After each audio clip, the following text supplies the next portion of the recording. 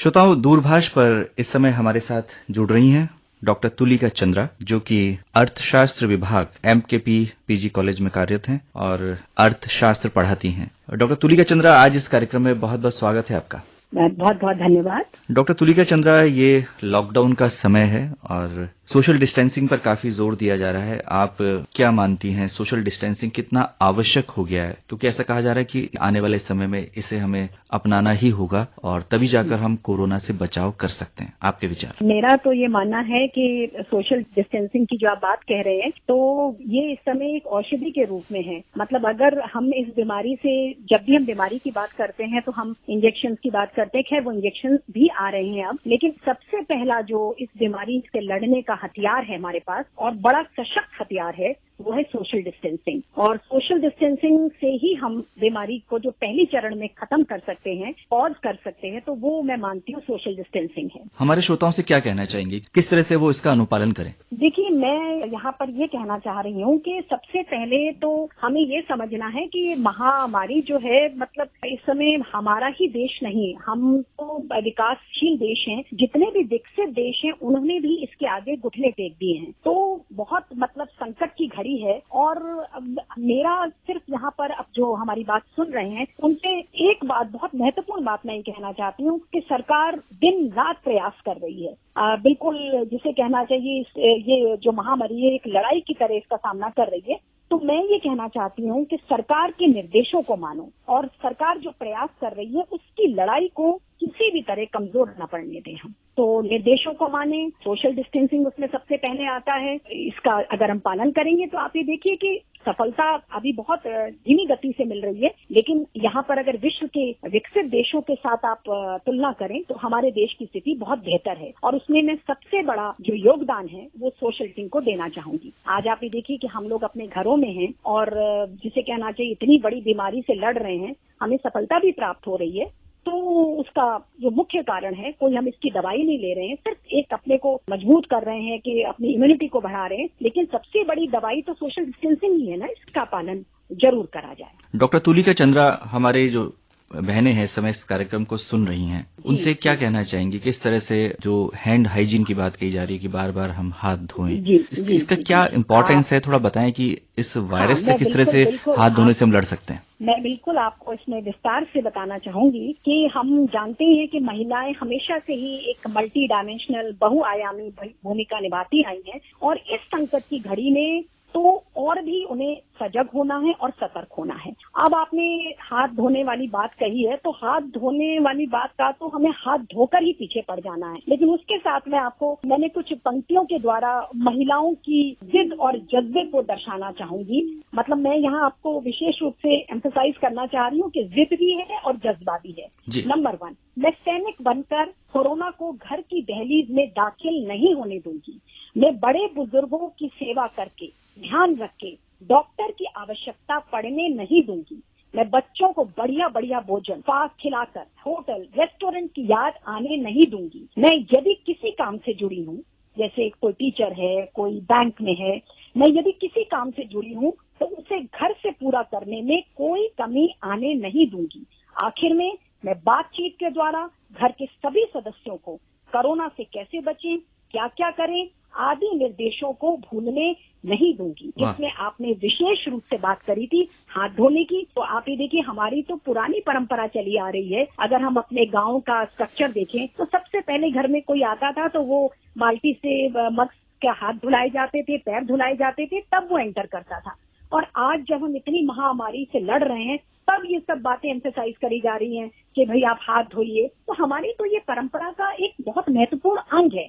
बस वही बात है कि आज इसकी आवश्यकता बहुत अधिक हो गई है, तो सभी लोगों को ध्यान रखना है कि अभी नहीं, कोरोना बहुत आशावादी है और हम ये कहते हैं कि ये वक्त बीत जाएगा। तो जब कोरोना महाबीमारी से हम विजय पालेंगे तो भी हमें इस आदत को अपने बनाए रखना है, हाथ धोना है, क्योंकि आज कोरोना है, कल कोई और रास्ते में बीमारी होगी। तो हमको तो अपने को मजबूत बनाना है, और मजबूत बनाने के लिए hygiene is very very important. मैं ये बात आपसे कहना चाहती हूँ। डॉक्टर तुलिका, आपने कहा कि आप हैंड हाइजीन पे काफी जोर देंगी, घर में किसी को भी भूलने नहीं देंगी, जो दिशा निर्देश हैं भारत सरकार के। हम जानना चाहेंगे कि इस समय क्या दिनचर्या रहनी चाहिए? कुछ नया करने की इच्छा भी होगी, क्योंकि लगातार घर के अंदर हैं, मानव प्रकृति से ही स्वच्छंदता चाहता है। लेकिन जब हम घर के अंदर हैं, खास तौर से महिलाएं बच्चों की देखभाल भी कर रही हैं, बड़ों की भी देखभाल कर रही हैं, तो अपनी दिनचर्या को किस तरह से व्यवस्थित वो कर सकती हैं कि कुछ नया कर पाएं? बिल्कुल बिल्कुल, आपने बहुत अच्छी बात कही है। नया करना मतलब मैं जो आपको बात बताऊंगी कोई ऐसी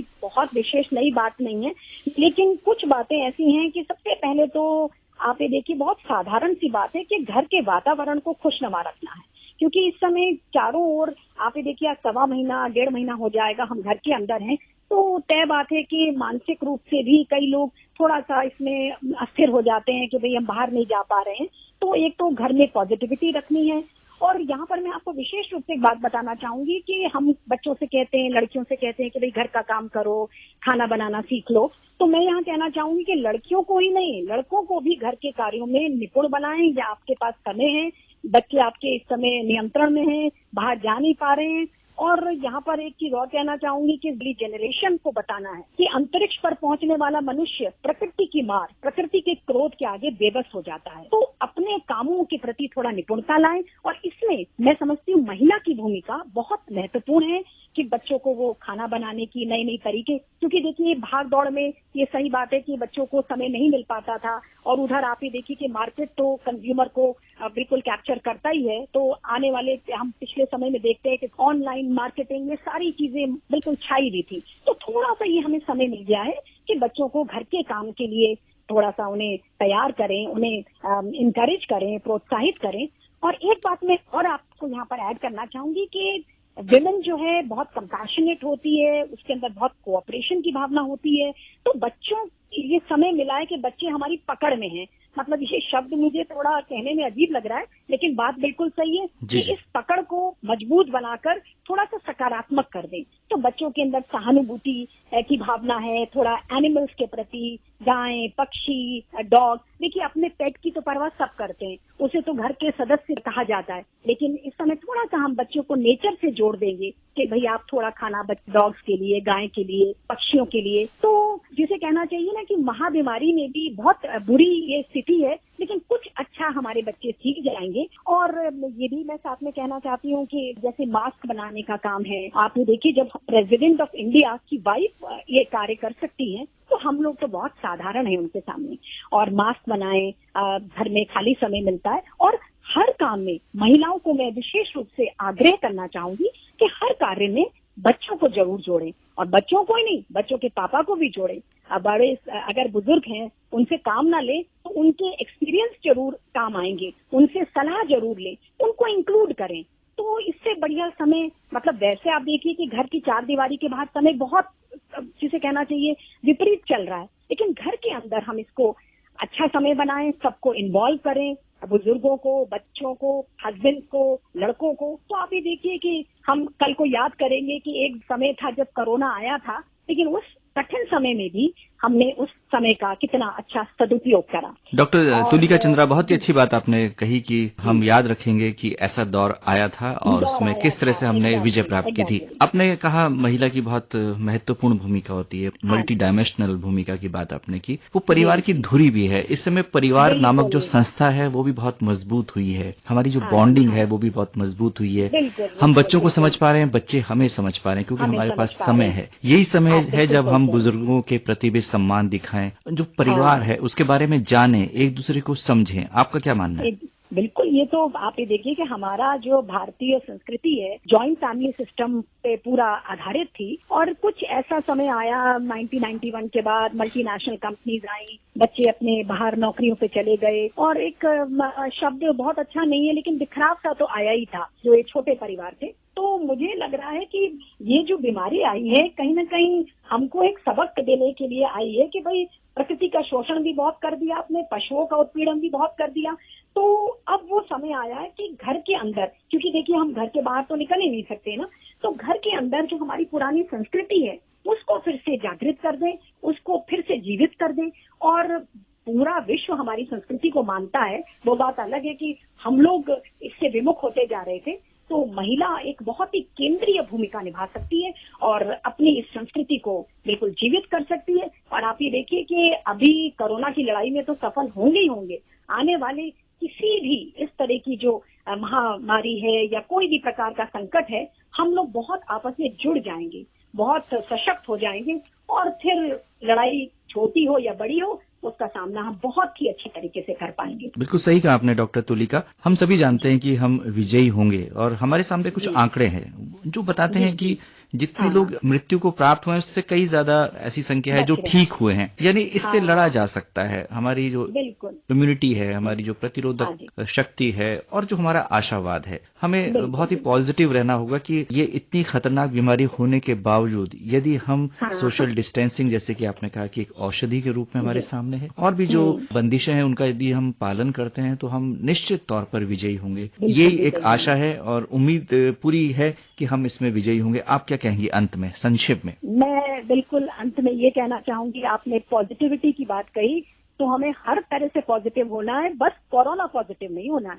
तो पॉजिटिविटी का ये जो जज्बा है बनाकर रखना है। और ये लड़ाई क्या लड़ाई है, ये लड़ाई हम बिल्कुल जीत लेंगे। हमारी सरकार इतनी मेहनत कर रही है, दिन रात लगी है, बस उसके निर्देशों का पालन करें और उनकी लड़ाई को कमजोर न पड़ने दें। जैसे बीच बीच में आप देखते हैं कि लोग सोशल डिस्टेंसिंग नहीं निभा रहे हैं, मतलब हमारे पढ़े लिखे होने का फायदा क्या है कि अगर हम इतने से निर्देश का पालन नहीं कर पा रहे हैं। और अंत में बहुत मैं दिल से हृदय से धन्यवाद देना चाहूंगी अपने डॉक्टर्स को, जो एक देशभक्त की तरह, एक सैनिक की तरह दिन रात कोरोना का इलाज कर रहे हैं। उनके प्रयासों को विफल नहीं होने देना है।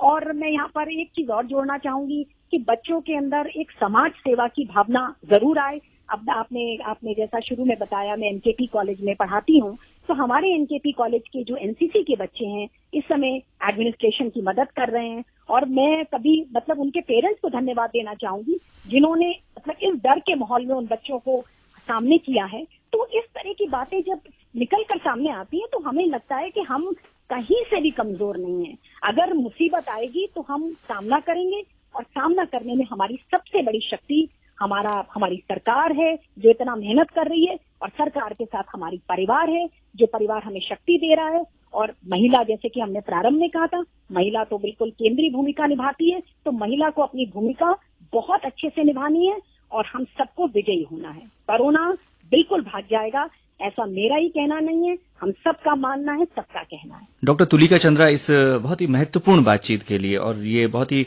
आशावादी दृष्टिकोण आपका है और ये हम सबका होना चाहिए कि हम विजयी होंगे। आपने आकाशवाणी से बातचीत की, आपका बहुत बहुत आभार, धन्यवाद।